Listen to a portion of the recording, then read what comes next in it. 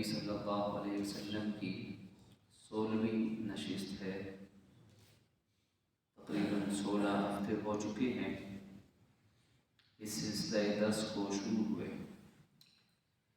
اور سلسلہ کلام جہاں تک پہنچا، مکی زندگی سن 4 ہجری اور 5 ہجری کا درمیانی عرصہ۔ آخری نشست میں آپ کے سامنے تفصیل سے یہ بات عرض کی گئی تھی کہ مشرکین مکہ نے شروع میں اسلام کی دعوت کو اتنی اہمیت نہ دی، بلکہ بعض مورخین نے تو یہاں تک لکھا ہے کہ شروع میں ان کو لگتا تھا کہ جیسے کچھ اور لوگ پرانے دین ابراہیمی کی کچھ اچھی باتیں کرتے ہیں، محمد بھی اسی طرح کی کچھ باتیں کرتے ہیں صلی اللہ علیہ وآلہ وسلم۔ لیکن جیسے جیسے وقت گزر رہا تھا ویسے ویسے ان کے سامنے اسلام کی دعوت آ رہی تھی۔ شروع میں انہوں نے چھوٹی چھوٹی مخالفتوں کے ذریعے سے اسلام کو روکنے کی کوشش کی، اور تفصیل سے یہ بات عرض کی گئی کہ انہوں نے مذاق بھی اڑایا، طعنے بھی دیے، ساز باز کرنے کی بھی کوشش کی۔ آخر کار قریش کے 25 کے قریب بڑے سرداروں نے یہ طے کیا کہ اب ہم ان پہ ظلم ڈھائیں گے۔ جب انہوں نے دیکھا کہ لوگ مسلمان ہوتے جا رہے ہیں اور 40 کے قریب لوگوں نے اسلام قبول کر لیا، تو پھر انہوں نے ظلم و ستم کے پہاڑ ڈھائے۔ نبی مکرم صلی اللہ علیہ وآلہ وسلم کی عزت، آپ کی شخصیت ایسی بے مثل تھی کہ وہ آپ پر براہ راست کوئی ایسا ظلم نہیں ڈھا سکتے تھے۔ ان کی یہ جرت نہ تھی کہ وہ حضور پر براہ راست حملہ کریں۔ البتہ وہ مسلمانوں کو پکڑتے، جو ان کے ہاتھ لگتا، غریبوں کو پکڑتے، ان کو مارتے پیٹتے قید کرتے، اور جو صاحب حیثیت ہوتا تو اس کو مکے کے سردار مل کر دھمکیاں دیتے کہ ہم تمہارا مال و اسباب سب تباہ کر دیں گے۔ تو یہ سلسلہ جاری رہا، اور کچھ وہ لوگ جو نبی اکرم صلی اللہ علیہ وسلم کی دشمنی میں سب سے آگے تھے، ان 25 سرداروں میں سے چند کے نام یہ ہیں۔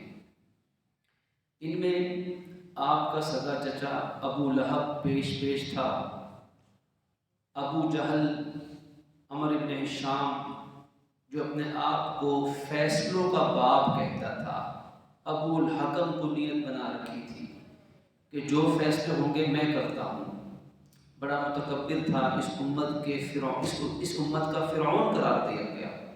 ابو لہب، ابو جہل، ولید ابن مغیرہ، ابی ابن خلف، امیہ ابن خلف، یہ دونوں بھائی تھے۔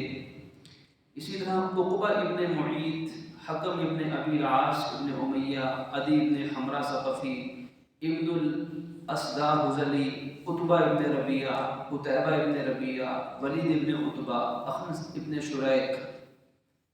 ان میں سے کئی تو وہ لوگ تھے جو حضور اکرم صلی اللہ علیہ وسلم کے ہمسائے بھی لگتے تھے، اور جہاں آپ کا گھر مبارک تھا، جہاں آپ جلوہ افروز تھے، رہائش پذیر تھے، اس گھر مبارک کے ارد گرد یہ لوگ رہتے تھے۔ آپ کا وہ گھر کہاں تھا اس کے بارے میں جو کتابوں میں ملتا ہے کہ کوہ صفا سے اگر ہم مشرق کی جانب دیکھیں تو آج بھی وہاں پر ایک بلڈنگ ہے جو کہ ہے تو اس وقت لائبریری، کتب خانہ ہے۔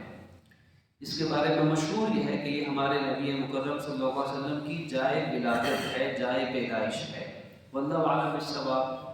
لیکن مورخین بھی انہی پہاڑیوں کے دامن میں، جس کو بنو ہاشم کا محلہ کہا جاتا تھا، اسی جگہ اللہ کے نبی کا گھر مبارک تھا، اور گھر کے دائیں بائیں آگے پیچھے دشمن ہی دشمن رہتے تھے۔ ان میں ابو لہب حضور کی گھر کے ساتھ اس کا گھر تھا، ایک دیوار جڑی ہوئی تھی۔ اسی طرح عقبہ ابن ابی معیط، بدبخت، مشرک، ظالم، یہ بھی حضور کا ہمسایہ تھا۔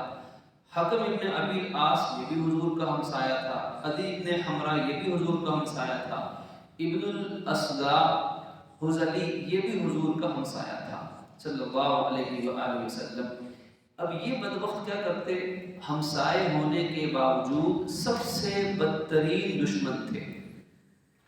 ابو لہب نے، ہم نے سنا کہ جب حضور نے بنی ہاشم کی دعوت کی تو اس نے اس دعوت کو خراب کیا، اس میں ہلڑ بازی کی، شور شرابہ کیا، وہ مقصد ختم ہو گیا۔ اسی نے کوہ صفا کے اوپر حضور کو کہا کہ معاذ اللہ آپ تباہ ہو جائیں، اور آپ نے ہمیں اس لیے جمع کیا تھا، بلکہ بعض روایت میں کہ اس نے پتھر بھی اٹھایا حضور کو مارنے کے لیے۔ اسی طرح ابو لہب کے دو بیٹے عتبہ اور عتیبہ، یہ زمانہ نبوت کے اعلان سے پہلے نبی اکرم صلی اللہ علیہ وسلم نے اپنی دو صاحبزادیوں کا رشتہ اس کے بیٹوں سے کیا تھا۔ اب نکاح ہوا تھا کہ نہیں ہوا، اس میں مورخین کی مختلف رائے ہیں۔ کسی نے کہا کہ صرف رشتہ ہوا، جیسے منگنی کہا جاتا ہے، کسی نے کہا نکاح بھی ہوا، لیکن یہ بات طے ہے کہ رخصتی ابھی نہیں ہوئی تھی۔ یہ حضور کے چچا کے بیٹے تھے، ابو لہب کی اولاد تھی۔ اس بدبخت نے اور اس کی بیوی ام جمیل جس کا نام اروا تھا، جو بڑی بدزبان قسم کی عورت تھی اور گالا گلوچ کرنا، حضور کی توہین کرنا، حضور کے بارے میں منفی باتیں کرتے رہنا اس کا شعار تھا، پکی عادت تھی۔ حضرت ابوبکر صدیق فرماتے ہیں کہ ایک مرتبہ میں اللہ کے نبی کے ساتھ موجود تھا، یہی ام جمیل جس کا لقب ہے حضور کی سگی چچی ابو لہب کی بیوی جس کا اصل نام اروا ہے، یہ ہاتھوں میں مٹی اور پتھر اٹھا کر لے کر آئی۔ ارادہ یہ تھا کہ معاذ اللہ میں حضور کے چہرے مبارک پہ ماروں گی۔ جب یہ آئی تو اللہ نے اس کی نظر بندی کر دی، اس کی نظر اچک لی، حضور اس کو دکھائی نہ دیے۔ حضرت ابوبکر صدیق تھی، ان سے پوچھتی ہے کہ کہاں ہیں وہ، اور اس غلط سلط باتیں کی، بدتمیزی توہین کی اور بڑبڑاتی ہوئی وہاں سے چلی گئی۔ لمبا واقعہ ہے۔ آپ فرماتے ہیں کہ میں نے بعد میں حضور سے پوچھا کہ اس نے آپ کو دیکھا نہیں، آپ تو یہی موجود تھے۔ آپ فرماتے ہیں اللہ نے اس کی نظر کو مجھ پہ پڑنے سے روک دیا تھا۔ یہ ام جمیل اور ابو لہب یہ دونوں اپنے ان بیٹوں کے پاس گئے اور کہا کہ تم محمد کی دونوں بیٹیوں کو طلاق دے دو، اور اگر نہیں دو گے تو ہم تمہیں ابھی گھر سے نکال دیں گے اور اپنی جائیداد سے بھی تمہیں آگ کر دیں گے۔ اپنے بچوں کو انہوں نے مجبور کیا، اور دونوں لڑکوں نے بھی حضور کی ان صاحبزادیوں سے رشتہ ختم کیا، اور ایک نے تو حضور کے ساتھ بڑی بدتمیزی کا معاملہ کیا، اور اس کا انجام کیا ہوا؟ اللہ کے نبی نے فرمایا تھا کہ تجھے اللہ کے کتوں میں سے کوئی کتا تجھ پہ مسلط ہو جائے، جس نے آ کے بد کلامی اور بد زبانی حضور سے کی۔ اور جب ابو لہب نے یہ بات سنی کہ محمد نے ان کے بارے میں یہ کہا صلی اللہ علیہ وسلم، تو وہ اب پریشان ہو گیا، کیونکہ اس کو پتا تھا کہ جو بات زبان سے نکلتی کبھی غلط نہیں ہوتی۔ اب وہ ڈرا ہوا تھا، اس کا بیٹا بھی ڈرا ہوا تھا۔ ایک سفر کے اندر آنا جانا ہوا، سفر اس زمانے میں ہوا کرتے تھے، تو اس نے پورے قافلے والوں سے کہا کہ میرے بیٹے کو سب سے محفوظ مقام پہ رکھنا۔ چنانچہ جب رات کا وقت آیا، آرام کا وقت ہوا، تو سردار کے حکم کے مطابق انہوں نے سردار کے بیٹے کو، ابو لہب کے بیٹے کو درمیان میں سلایا، اور ارد گرد سارے حفاظتی جو گارڈ تھے، لوگ تھے، وہ موجود تھے۔ اللہ کی طرف سے کوئی درندہ، کوئی شیر یا کوئی ایسا درندہ آیا اور سب کو سونگتا رہا۔ جہاں یہ موجود تھا بدبخت ابو لہب کا بیٹا وہاں پہنچتا ہے، اس گردن دبوچ کے، گردن توڑ کے اس کو وہیں مردار کر کے واپس جنگل میں بھاگ جاتا ہے۔ یہ اس کے بیٹے کا انجام ہوا۔ ابو لہب کیا کرتا؟ بنی ہاشم کے دعوت میں اس نے ظلم کیا، کوہ صفا پر اللہ کے نبی نے اعلان کیا، وہاں اس نے ظلم کیا، اپنے بیٹوں سے حضور کی بیٹیوں کو طلاق اس نے دلوائی۔ حضور کے صاحبزادے حضرت عبداللہ پہلے بیٹے، ان کا انتقال ہوا حضور کے صاحبزادے کا، تو اس بدبخت نے یہ بھاگتا ہوا لوگوں کے پاس گیا اور کہا کہ خوش ہو جاؤ، محمد کا بیٹا فوت ہو گیا ہے، اب ان کا کوئی نام لینے والا معاذ اللہ باقی نہیں رہے گا۔ اسی نے کہا تھا کہ حضور معاذ اللہ ابتر ہیں، یعنی ان کی نسل نہیں چلے گی۔ قرآن نے اس کا جواب دیا کہ ان دشمنوں کی نسل ختم ہو جائے گی، ان نشانیہ کا ہول ابتر، یہ ابتر ہوں گے، اور آج وہ ابتر ہیں، مقتول نسل ہے۔ یہ جتنے سردار مکے کے دشمنان رسول تھے، ان میں سے ایک کی نسل بھی دنیا میں موجود نہیں ہے، بلکہ ان کے نام دنیا میں گالی بن چکے ہیں، ان کے نام گالی بن چکے ہیں، ان کی نسل مٹ گئی۔ یہ ابو لہب، اسی نے حج کے موقع پر بھی حضور صلی اللہ علیہ وسلم کی تکذیب کی، حضور لوگوں کو دعوت دیتے اور یہ پیچھے سے شور کرتا کہ میرے اس بھتیجے محمد کی بات مت سننا، یہ دیوانہ ہے، یہ ایسا ہے، وہاں بھی بدتمیزی کرتا۔ اس نے حضور کی ایڑیوں پر پتھر مارتا، حضور کی ایڑیاں لہو لہان ہو جاتی۔ یہ ابو لہب سگا چچا ہمسایہ ہونے کے باوجود دشمنی میں سب سے آگے تھا، اور اس کی پہلے دن سے اس کی روش اور اس کی پالیسی تشدد والی تھی۔ باقی مشرکین کے سرداروں نے بہت بعد میں جا کے تشدد کا راستہ اختیار کیا، 2 4 5 سال گزرنے کے بعد۔ اس وقت جو یہ 25 سرداروں کا گروہ تھا، ان کا سربراہ بھی ابو لہب تھا، اور کہتا تھا کہ میں تمہیں پہلے دن سے کہہ رہا ہوں کہ ان کو رعایت مت دو، ان کے ساتھ نرمی کا معاملہ بالکل مت کرو۔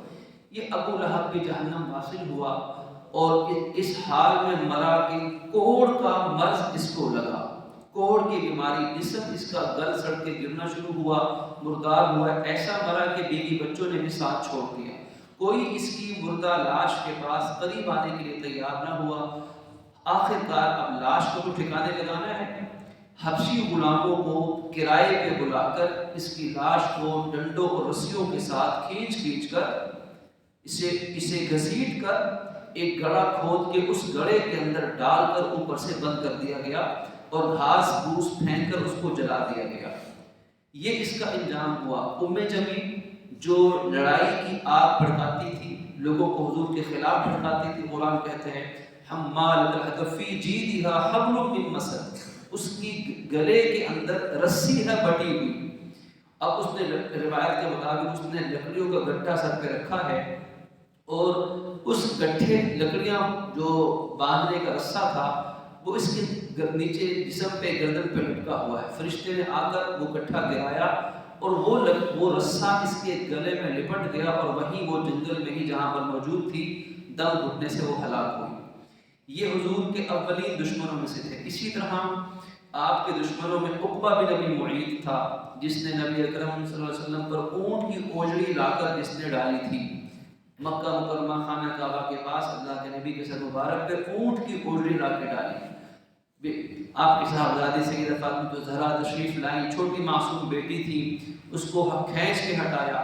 حضور نے اس موقع پہ اللہ سے دعا کر دیا، اللہم علیک بقریش، اے اللہ یہ قریش کے سردار اب تیرے حوالے ہیں، اے اللہ تو ان سے خود نبٹ لے۔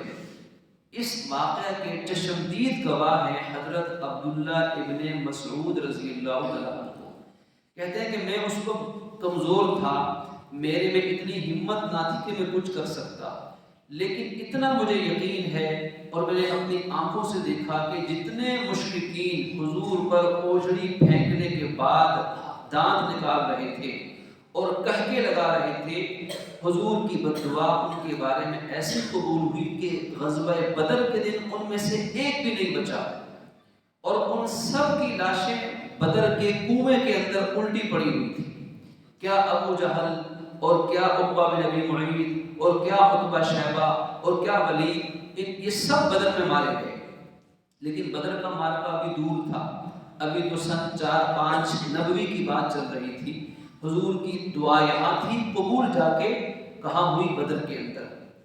امیہ بن خلف تھا جو نبی اکرم صلی اللہ علیہ وسلم کو بات بات پہ تانے دیتا تھا، گالیاں بکتا تھا، بد زبانیاں کرتا تھا، آپ کا گربان تھامنے والا۔ قرآن نے اس کی مذمت کی، وَيْلٌ لِكُلِّ هُمَزَةٍ لُمَزَةٍ، ہلاکت ہے ہر تانا دینے والے کے لیے اور ہر ملامت کرنے والے کے لیے۔ ابو جہل جو مکے کا بڑا سردار، حضور کا بدترین دشمن تھا، یہ بڑا متکبر قسم کا انسان تھا، اور یہ اپنے آپ کو تو کہتا تھا، نبی اکرم صلی اللہ علیہ وسلم کو دھمکیاں دیتا، بلکہ یہ کہہ لیں کہ مکے کا سب سے بڑا بدماش اگر کوئی تھا، کوئی کچکا، کوئی ایسا شخص جو ہر ایک کے اوپر جا کے روب جماتا تھا، وہ ابو جہل تھا۔ حضور کو بھی دھمکیاں دیتا، کہتا محمد میں نے تمہیں منع نہیں کیا تھا کہ دوبارہ کبھی یہ بات مت کرنا ہمارے بتوں کے خلاف۔ حضور کے ساتھ بدزبانی سے پیش آتا اور کہتا کہ دیکھو تمہیں کیا معلوم کہ اس وقت مکے میں سب سے بڑی مجلس میری ہوتی ہے، یعنی میرے تعلقات بڑے ہیں آج کی زبان میں، آج کے ماحول کے مطابق. تو کہتا تھا میری محفل بہت بڑی ہے، میرے تعلقات میں بڑا سردار ہوں. تو قرآن نے اس کو کہا اچھا فَلْيَدْعُ نَادِيَهُ، اللہ نے فرمایا اچھا اگر تیری مجلس بہت بڑی ہے نا تو آج اللہ کے عذاب سے بچنے کے لیے اپنی اس محفل کے لوگوں کو ذرا بلا کے دیکھ. ہے کوئی تیری محفل میں ایسا کہ جو اللہ سے مقابلہ کر سکے؟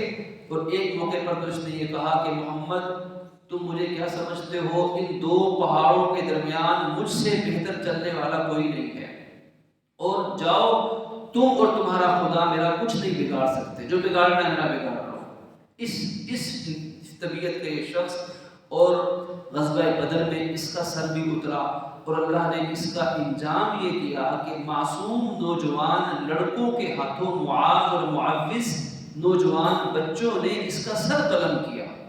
اور جب سر اس کی گردن کٹنے لگی تو اس بدبخت نے کہا کہ ذرا گردن میری نیچے سے کاٹنا تاکہ لوگوں کو پتہ چلے کسی سردار کی گردن ہے. کہ ایسا متکبر اور واقعی امت کا فرعون. اسی بدبخت نے ایک مرتبہ ارادہ کیا کہ میں نبی پاک صلی اللہ علیہ وسلم کی گردن روند دوں گا معاذ اللہ. اور اللہ کے نبی سجدے میں گئے اور یہ بدبخت فوراً گیا اپنے پاؤں سے آقا دو جہاں کی گردن مبارک کو روندنے کے لیے. تو روایات میں آتا ہے کہ جب جو ہی آگے بڑھا تو ڈر کے پیچھے گرا اور فوراً واپس چلا گیا اپنے حلقے کے اندر اپنی مجلس میں. لوگوں نے کہا کہ ابو الحکم تمہیں کیا ہو گیا، کیا تم پر بھی محمد کا جادو چل گیا؟ تو اس نے کہا کہ نہیں مجھ پہ کوئی جادو نہیں چلا. حقیقت میں جب میں آگے بڑھنے لگا تو بیچ میں ایک آگ آ گئی تھی، ایک آگ کی خندق کھل گئی تھی، اگر میں آگے بڑھتا تو میں جل جاتا. حضور فرماتے ہیں کہ اللہ نے اپنے فرشتے کو بھیجا کہ اگر یہ ایک قدم بھی آگے بڑھتا تو اس کا جسم ٹکڑے ٹکڑے کر دیا جاتا. لیکن یہ بدبخت سب کچھ ہونے کے باوجود بھی تکبر کی وجہ سے، انا کی وجہ سے اللہ کے نبی پہ ایمان نہیں لاتا تھا. اور اس نے حضور کے معجزات دیکھے. اللہ کے نبی نے دعا بھی مانگی جو دعا جا کے حضرت عمر فاروق کے بارے میں بعد میں قبول ہوئی.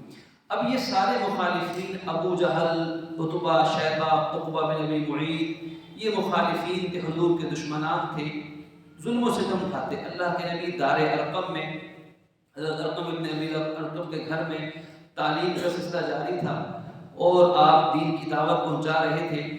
پھر اعلان بھی فرمایا کھلم کھلا. اب مسلمانوں پہ ظلم اس حد تک بڑھا کہ سن 5 نبوی شریف کا سال چل رہا تھا، تقریباً 5 سال مکمل ہو چکے تھے، اور 5ویں نبوی کا کوئی درمیان کا عرصہ تھا کہ اللہ کے نبی صلی اللہ علیہ وسلم نے مسلمانوں کو اجازت دی کہ آپ حبشہ کی طرف ہجرت کر جائیں. اب یہ اسلام کی پہلی ہجرت تھی، ہجرت حبشہ.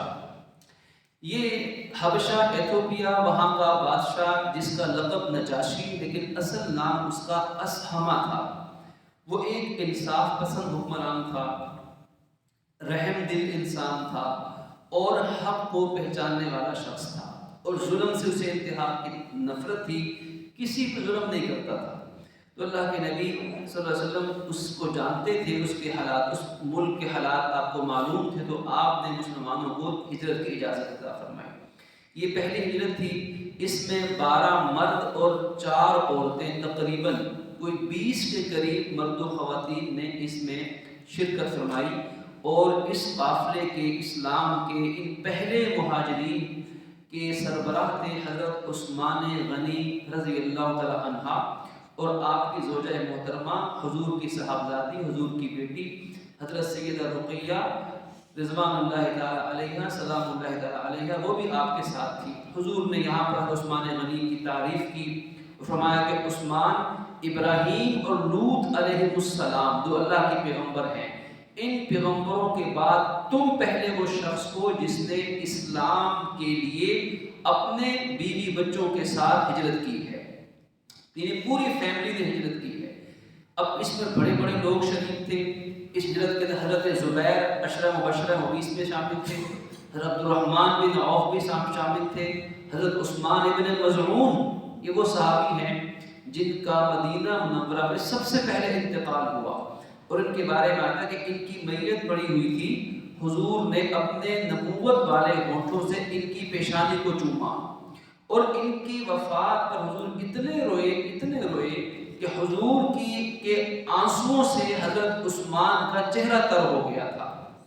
یہ حضرت عثمان ابن مظعون شروع کے اسلام لانے والوں میں سے، یہ بھی ان 12 مردوں میں شامل تھے۔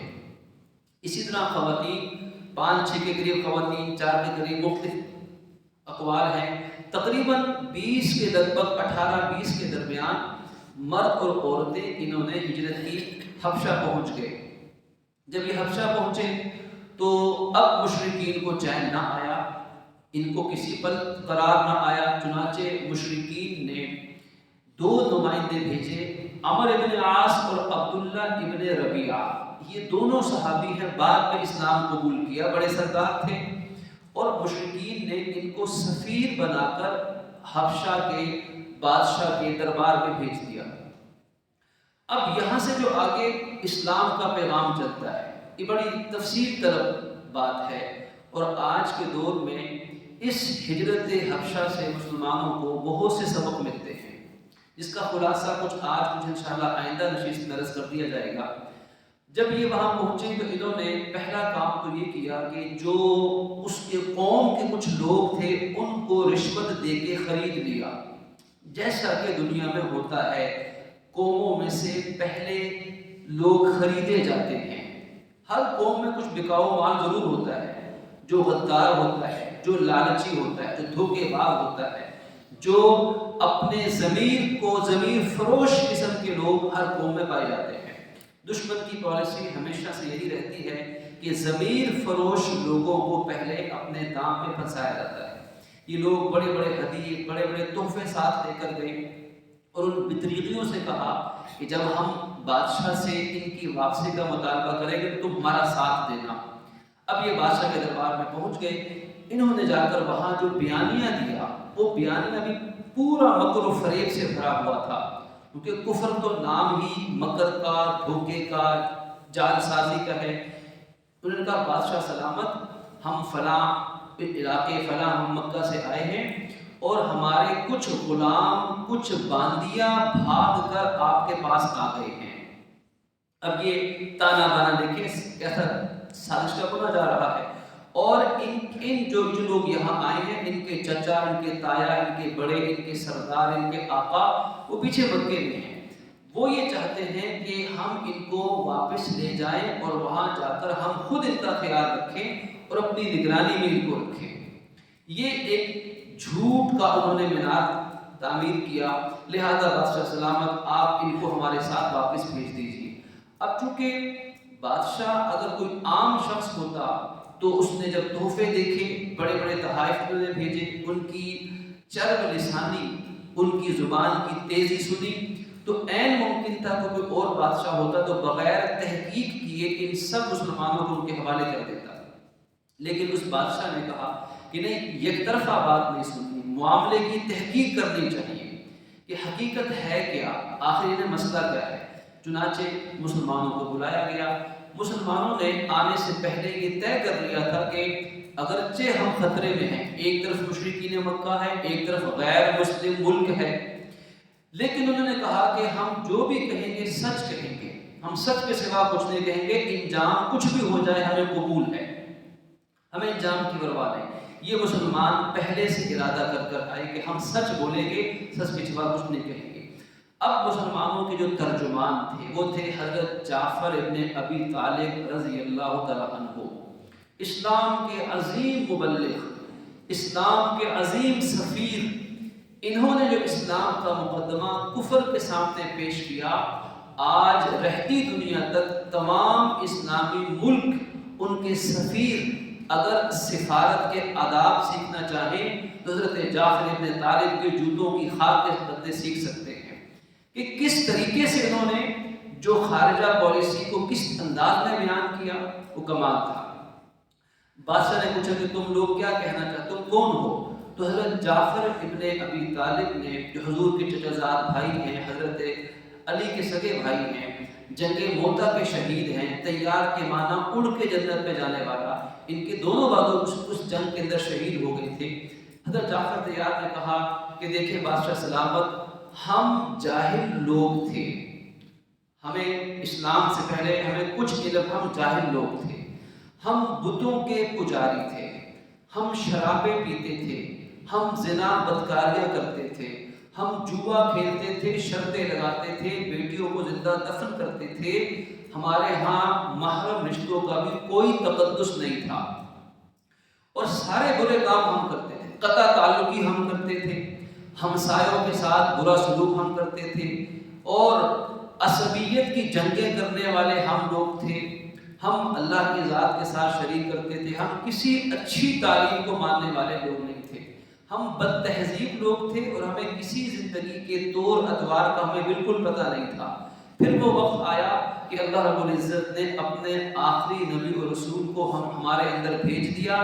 اس نبی نے آ کے ہمیں کہا کہ دیکھو شرک مت کرو، اللہ پر ایمان لے کر آؤ، اسے وحدہ لا شریک مانو، زنا بدکاری چھوڑ دو، شراب جوا شرطیں لگانا چھوڑ دو، رشتہ داروں کے ساتھ حسن سلوک کرو، پاک دامن عورتوں پہ کبھی تہمت مت لگاؤ، جھوٹ مت بولو، وعدہ خلافی مت کرو، امانت میں خیانت مت کرو، حسد مت کرو، عصبیت کی بنیاد پہ کسی پہ حملہ اور جنگ مت کرو۔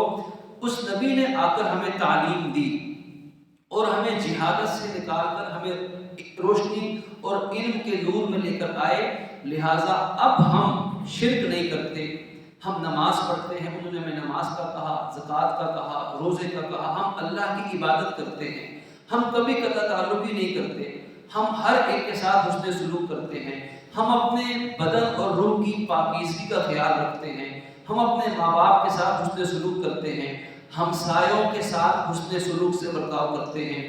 یہ ساری باتیں حضرت جعفر طیار نے اس پورے دربار کے سامنے پیش کر دی، جس میں تمام یا غیر مسلم تھے یا دشمنان اسلام تھے۔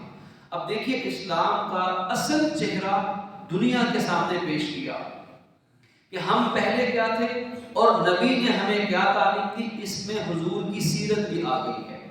انہوں نے حضور کی سیرت بیان کی اور کہا کہ یہ وہ نبی وہ ہیں جن کے نبوت کے اعلان سے پہلے ہر شخص ان کو سچا مانتا تھا۔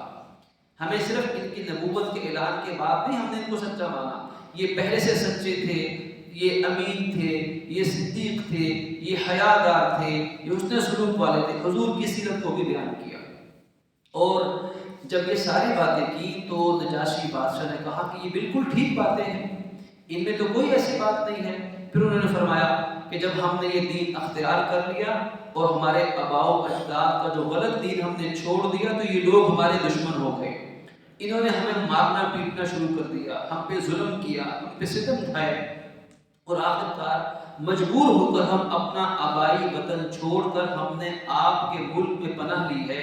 اس لیے پناہ لی ہے کہ ہم نے سنا ہے کہ آپ انصاف کرنے والے ہیں، آپ عدل کا فیصلہ کرتے ہیں، آپ کسی کی ناجائز حمایت یا مخالفت نہیں کرتے ہیں۔ اب یہ غیر مسلم بادشاہ کی جائز تعریف ہے اور موقع محل کے مطابق ہے، یہ وہ ڈپلومیسی ہے کہ جو منافقت سے پاک ہے، کیونکہ جب سفارتی تعلقات بنائے جاتے ہیں تو ایسا نہیں ہوتا کہ پھر انسان ہر ایک سے لڑنے مارنے کے لیے تیار ہو جائے۔ آج ہمارے وطن پاک کی حالت یہاں تک پہنچی ہے کہ ہم ہر طرف سے اپنوں کے خلاف ہی جنگ لڑنے کے لیے تیار ہیں، ہمارے اپنے ہم سے ناراض ہیں، جو مسلمان ملک ہیں وہ بھی ہمارا ساتھ دینے کے لیے تیار نہیں ہیں۔ یہ اس وقت ہماری خارجہ پالیسی کی ناکامی ہے۔ اگر ہم چاہیں کہ ہماری یہ پالیسی ٹھیک ہو تو اللہ کے نبی کی جو خارجہ پالیسی تھی، جو جعفر طیار کی خارجہ پالیسی تھی، اس سے ہمیں سبق لینا پڑے گا۔ چنانچہ یہ آج کا دن اس محفل میں تو مشرکین کو شکست ہوئی اور بادشاہ نے کہا کہ کوئی آپ ہمارے پاس رہیں گے اور کوئی آپ کو تکلیف نہیں دے گا۔ جب یہ دونوں یہاں سے جانے لگے، عمر ابن عاص اور عبداللہ ابن ربیہ، تو جاتے جاتے انہوں نے آپس میں باتیں کی کیونکہ بڑے شرمندہ ہوئے۔ تو عمر ابن عاص نے عبداللہ ابن ربیہ سے کہا کہ میں کل ایک ایسی بات ان کے بارے میں کر دوں گا کہ بادشاہ ان کی جڑ کاٹ دے گا، انہیں مسلمانوں کی۔ تو عبداللہ ابن ربیہ نے کہا کہ نہیں کوئی ایسی بات مت کرنا، یہ ہیں تو ہمارے رشتہ دار ہی ہیں تو ہماری برادری والے، یہ کوئی ایسی بات مت کرنا۔ لیکن عمر ابن عاص اپنی بات پہ اڑے رہے کہ نہیں، میں کل ایسی بات لے کر آؤں گا کہ ان کی خیر نہیں ہے۔ اگلا دن آیا، پھر اگلے دن اس نے آ کر کہا کہ بادشاہ سلامت، ان سے ذرا پوچھئے کہ یہ حضرت عیسیٰ کے بارے میں کیا کہتے ہیں۔ ان کے تو حضرت عیسیٰ اور حضرت مریم کے بارے میں بڑے غلط عقائد ہیں۔ اب یہ وہ منفی پروپیگنڈا ہے جو آج بھی پوری دنیا میں اسلام اور مسلمانوں کے خلاف کیا جاتا ہے۔ اس پروپیگنڈے کا مقصد اسلام کو بدنام کرنا، جو لوگ اسلام قبول کرنے والے ہیں انہیں اسلام سے دور کرنا اور وغیرہ۔ تو آج مسلمان کچھ پریشان تھے کہ جب آج بادشاہ کہتے ہیں، کیونکہ عیسائی بادشاہ اس کے تیور بدل گئے یہ سن کر کہ ان کے عقیدے حضرت عیسیٰ اور مریم کے بارے میں خراب ہیں، غلط عقیدے ہیں، تو مسلمان پریشان ہو گئے۔ لیکن انہوں نے پھر آج اللہ پہ توکل کیا کہ کچھ بھی ہو جائے ہم سچ کہیں گے، انجام اللہ مانیں گے۔ جب حضرت جعفر طیار تشریف لائے، بادشاہ نے پوچھا کہ تم حضرت عیسیٰ کے بارے میں کیا کہتے ہو؟ تو حضرت جعفر طیار نے قرآن مجید کی سورہ مریم کی تلاوت شروع کی، کاف ہا یا عین صاد۔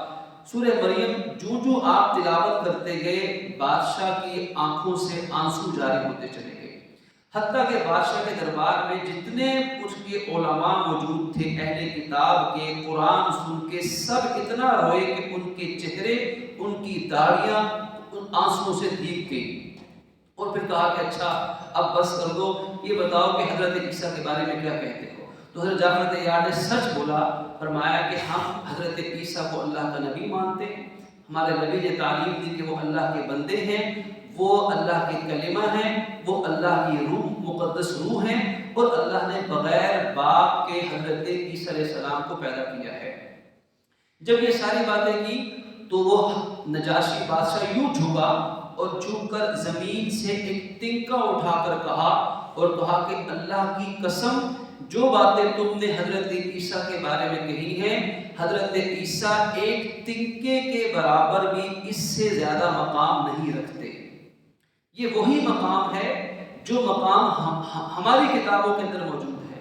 اور جب اس نے حضور کی سیرت سنی تو ایک روایت میں یہ بھی آتا ہے کہ اس نے کہا کہ اللہ کی قسم، یہ وہی پیغمبر ہیں جن کے آنے کی بشارت حضرت عیسیٰ علیہ السلام دے کر گئے ہیں، یہ وہی پیغمبر ہے۔ اس کے بعد بادشاہ نے کہا، اب بادشاہ کو حقیقت کا معاملہ سمجھ آیا۔ اس نے کہا کہ یہاں سے نکل جاؤ، تمہاری سلامتی اسی میں ہے، اور جتنے تحفے تحائف لے کر آئے ہو مجھے ان میں سے کسی چیز کی ضرورت نہیں، سب کچھ واپس لے جاؤ، میرے رب نے جو مجھے بادشاہت کا منصب دیا ہے میرے لیے کافی ہے۔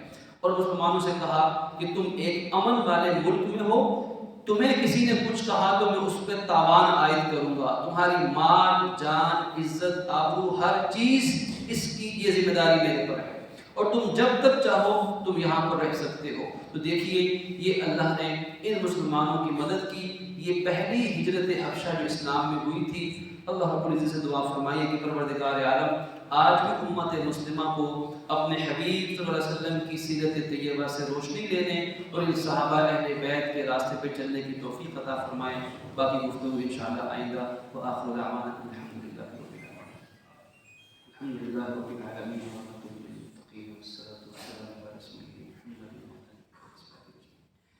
یا الہ العالمین یا رب العالمین، اپنی رحمت سے ہمارے خطاؤں کو معاف فرما دیجیے یا اللہ، اپنے فضل سے ہمیں دین پر استقامت عطا فرما دیجیے یا اللہ، پوری امت مسلمہ کو دین پر استقامت عطا فرما دیجیے یا اللہ، فلسطین کے مسلمانوں کی حفاظت فرما دیجیے یا اللہ، انہیں فتح و نصرت عطا فرما دیجیے۔ جس آزمائش میں وہ ہمارے بہن بھائی گرے ہیں یا اللہ، اپنی رحمت سے انہیں اس آزمائش سے سلامتی سے نکال دیجیے، انہیں فتح و نصرت عطا فرما دیجیے یا اللہ، پوری دنیا کی مسلمانوں کی، نوجوانوں کی ایمان، حیا، اخلاق کی حفاظت فرما دیجیے۔ اور یا اللہ کفر و اہل کفر کو یا اللہ جو ہدایت سے محروم ہیں، جن کے مقدر میں ہدایت، انہیں ہدایت عطا فرما دیجیے، اور جن کے مقدر میں ہدایت نہیں اور اسلام کی راہ میں رکاوٹ ہے، اپنی قدرت سے ایسی تمام رکاوٹوں کو دور فرما دیجیے۔ اور یا اللہ ہمیں اپنے حبیب صلی اللہ علیہ وسلم کی سچی محبت عطا فرمائیے، آپ کی سیرت اپنانے کی توفیق عطا فرمائیے، ہمارے نبی مکرم صلی اللہ علیہ وسلم کو اپنے خزانوں سے بے حساب اجر عظیم عطا فرما دیجیے، اور مقام محمود پہ فائز کروا دیجیے۔ دیجیے، آپ کے صحابہ کرام، آپ کے اہل بیت علیہم رضوان، ان سب ہستیوں کو بھی ہماری اور پوری امت کی طرف سے بہت بہت جزائے خیر عطا فرما دیجیے۔ اور یا اللہ ہمیں ان کا نام لینے کے ساتھ ساتھ ہمیں ان کی اعمال کی پیروی کی بھی توفیق عطا فرما دیجیے، اور ہم سب کی تمام دعائیں اپنے فضل سے قبول فرما لیجیے۔ جتنے احباب یہاں تشریف فرما ہے یا اللہ ان کے علم میں حلم میں برکت عطا فرمائے، رزق میں برکتیں عطا فرمائے، جو بیمار ہیں ان کی بیماری کو شفا سے تبدیل فرما لیجیے، پریشان ہے اس کو پریشانی کو یا اللہ رحمت سے اور عافیت سے تبدیل فرما لیجیے، ہمارے جائز حاجات کو اپنے خزانے سے پورا فرما لیجیے، اور جو سلسلے تیری توفیق سے یہ جاری ہے یا اللہ ان سلسلوں کو ہمیشہ جاری و ساری فرما لیجیے، اور جو احباب بھی کھانے کا انتظام کرتے ہیں ہر روز، ان سب کے بھی رزق میں علم میں برکت عطا فرما دیجیے، اور مسجد کے امور میں جو حضرات بھی جس طرح مال و جان سے یا وقت دے کر یا مشورہ دے کر تعاون کرتے ہیں یا اللہ ان سب کو بھی اپنے بے پایا خزانوں سے بہت بہت جزائے خیر عطا فرما، اور یہ تمام کاوشیں اپنی رضا کے لیے اور دین کی سربلندی کے لیے قبول فرما لیجیے۔ صلی اللہ تعالی علی رسول خیر۔